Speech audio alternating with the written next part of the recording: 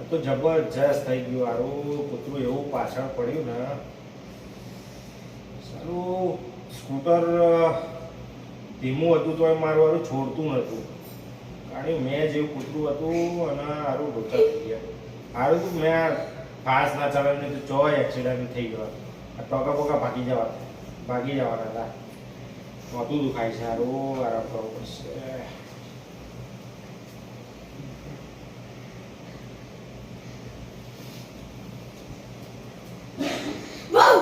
અલે એ શું તું બહુ કરે છે બિહાર તો તાર કૂતરાથી આવી બીયો છું હું